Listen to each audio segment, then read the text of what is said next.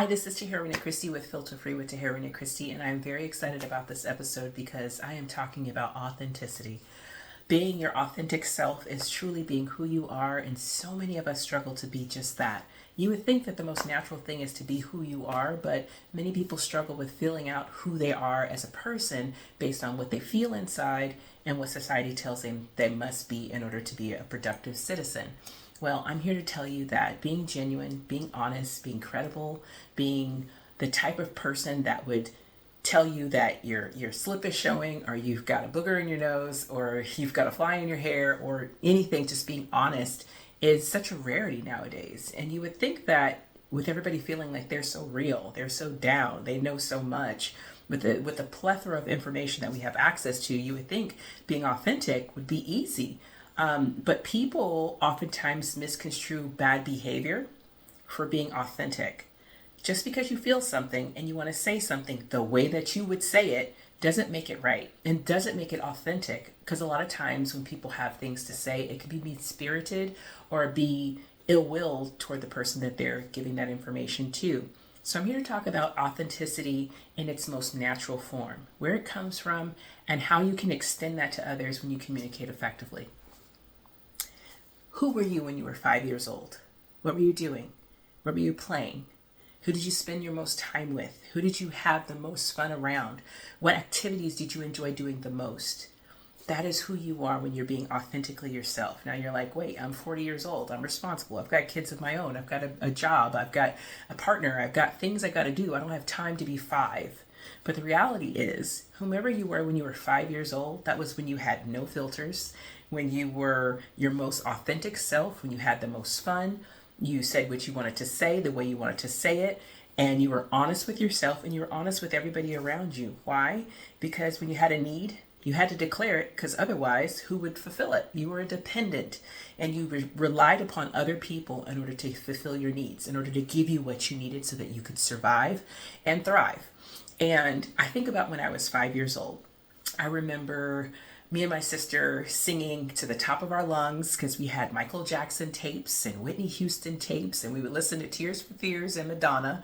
And we had these microphones that would plug into the cassette player. And I remember wearing my pajamas and my slip, because we wore slips back in those days, in order to poof out our puffy skirts. And I have pictures of me smiling with my little hair curl, because we used to wear little curlers in our hair overnight so that it would curl for the next morning. And my little ponytails. And we would just sing and dance and have a ball just being ourselves. I remember also when I was 5, I used to have this Big Bird bathing suit. And it was Big Bird, this big yellow bird, and it was a blue bathing suit. And I remember, I think I got it around 4 or 5, but I know I tried to rock it until about 7. That thing didn't fit, hurt me in my leggy bits. It started cutting after a while. But when I say I loved that bathing suit, we went to the beach in that bathing suit. I would be in the tub in that bathing suit because I wanted to swim. I was a fish. I wanted to swim and just be with Big Bird, and that was my favorite bathing suit in the whole wide world. Why am I saying all this? Do you see the light that just came out of me remembering when I was 5, when I didn't have bills, when I didn't have to worry about paying taxes, I didn't have to tell nobody else what to do because I didn't have nobody to be responsible for. I played, I danced, I sang, I swam, I was into fashion, and I just enjoyed myself. Now that happiness that just exuded from expressing those stories to you is what I mean when I say authenticity. It is remembering who you were before the burdens of life took over, before the filters that made you want to shy away from being true to people because you didn't want judgment to set in.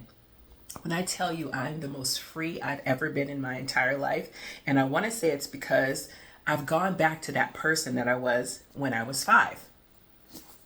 The reality is that little girl is still inside of me. For all the things that she's been through, all the moments in life that wanted to break me down or redirect my path, I'm still on that same path of love and entertainment and fun.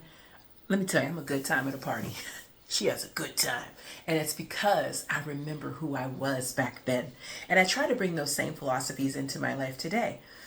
Many of us don't think about who we were when we were 5. We think about all the things that we must do during the day, during the week, month, and year in order to survive, in order to make money, in order to please other people, in order to acquire assets, in order to make this life worth living, but by a standard that was given by society, not necessarily that comes from within, deep within you, that says being your the most authentic self, being the person that you were designed to be, you'll actually yield better, more long-lasting results than if you were anybody else. Forgive me that I've got an eye thing going on. Hold on. Of course I have an eye thing going on right in the middle. 3 eyelashes just came out. Can you believe that? Being your most authentic self yields the best results, because many of us are told what we should do to be successful. Most of us have a difficult time being who we want to be in order to be successful. We have kids earlier than we probably should. We get married earlier than we probably wanted to. We leave the house earlier than we probably should. We have to grow up earlier than we would have liked to, for example. And there are so many factors as to why we all maneuver through life the way that we do. But I know I've kind of reverted back to that space when I was free, when I was filter free, and literally had the capacity to just be. Now, did I get in trouble a lot? Yeah, because I didn't fit into the boxes that the adults in my life wanted me to fit in. But the reality is, I'm an adult now. I don't have to fit in anyone's box. And there could be consequences for that choice, but there could be a lot of reward. And what I've found is there's much more reward and success in me being authentically myself, and far less haters than when I was trying to fit in someone else's box of what success looks like. What success looks like to me is so different than what success looks like for most people. And that's okay, because I have my own barometer for what success means to me. And I have my own way of setting deadlines for myself and time limits and boundaries for myself if needed. But I truly try to live this life as boundary free and as filtered free as possible, because I want everything that this life has to give me. The good, the bad, the indifferent. And when I learned to accept that reality, I feel like my life shifted into this growth, upward bound. I always tell people like this. I look at my relationship with my husband. It's like the stock market. It may have some dips, but ultimately still keeps rising. The waves rise up when you're in a long-term ETF, for example, that's diversified with many different stocks from many different business sectors. If you know anything about stocks and bonds, you understand. Do I want an aggressive stock that's going to do this all the time? No, those are the toxic relationships you see online. I'm not interested in any of that. What I'm interested in is a relationship where I can be authentically me, where I can accept the authenticity of the other person, and we can build something together. We work well together. We have acceptance, love, and support, and we're very just authentically ourselves. And so I'm very grateful that I have that relationship. I was able to find somebody who works with my chemistry and I work with theirs. And so that steady progress to where you want to go is necessary if you're trying to build a life that's truly worth living. Now, I just talked a little bit about money, for example. You're talking about stocks and bonds and growth. A lot of people seek money, and money is their success factor. Money is great. We need it. It's an amazing tool that if you use it properly, it can yield amazing results into what you want. But most rich people will tell you money comes and goes, and not all money is good money. And money can be the root of all evil, or it can be a platform for you to be able to take your life, your business, your family to another level, which is great. But you still have to be responsible with it, regardless of how much you have, whether you have $100 or you have $10 million. You have to be responsible, or you'll end up with nothing. And if your success is built upon how much money you have, then you have to figure out how you're going to maintain that so that you don't dissatisfy yourself and lead into an unethical life to maintain what you feel is success. When we're talking about authenticity, if you're building your authenticity based on something tangible, based on something that someone else produces, based on something that is, like I mentioned, a tangible thing. Money is tangible, or even a relationship or dependence upon anything other than what you generate. Like happiness. Happiness is self-generated. Self-love, self-generated. Self-esteem and acceptance, self-generated. You can build your authenticity upon intangible things. When you put them on tangible things, then you're relying upon something and someone else in order to yield the results that you're looking for. That's a no-no. That is the easiest way to find your downfall, because people let people down. We are all flawed individuals. I don't care who you are, how much money you make, where you've gone in life, how many ways you've traveled and done whatever you've gotten to do.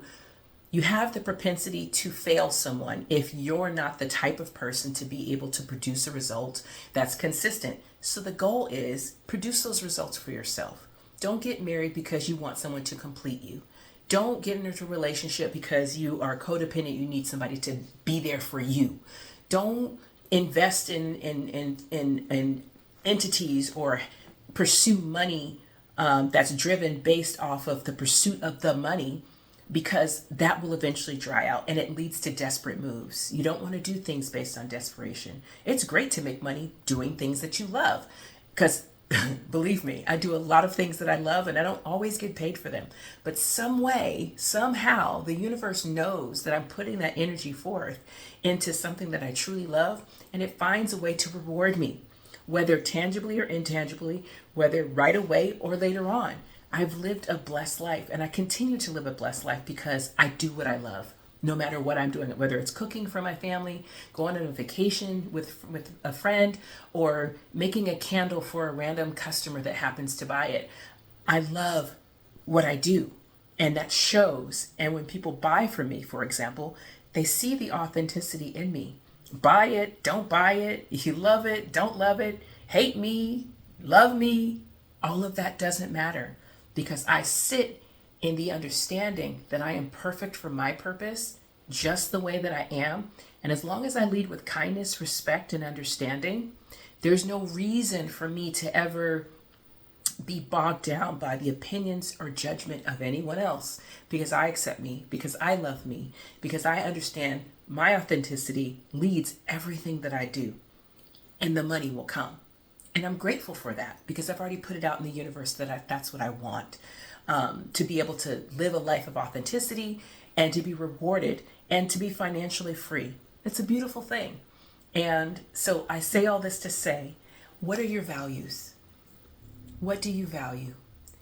Who were you when you were 5 years old? What was the most important thing that you did that brought you just the ultimate in joy?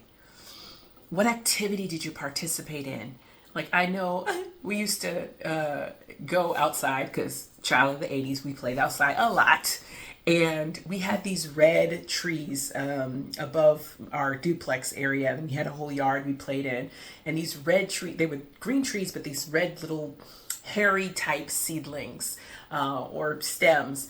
And we would pick them and get the green leaves, and we put the red hairy leaves from that tree, and we called them tacos de males. And we used to make tacos de males. And I had a restaurant, and I would feed my sister and the kids in the neighborhood our fake tacos de males. I want to say that's where my love of serving others and making food began.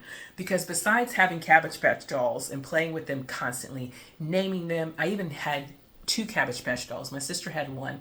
Mine were twins, and I knew I was going to have twins. And apparently in high school, I used to tell people that all the time. There was so much power in my tongue. The point is, I knew as a child where my life was going to be. And if I had really paid attention, I could have foresaw all the things that happened in front of me. But looking back, I get excited to know that I've lived a life of authenticity, just being my true out loud self. I actually also blame it on being a theater kid and being in performing arts, because we operate in authenticity constantly. Our job is to emote what we feel, what the script says, what the song suggests to an audience. So I've literally been doing it my whole life and didn't know that's what it was.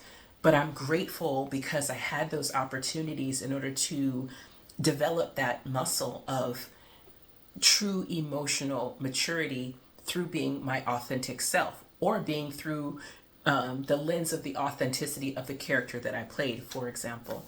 So I challenge you to remember, go back into those memories that were good, that served you, and remember who you were when you had pink tails in your hair, or you had a stick that you used to throw, or that dog that you used to interact with that brought you joy, that brought you peace, and that brought you fun, and helped you to see yourself for who you really are, not who you've become as a result of your factors, right?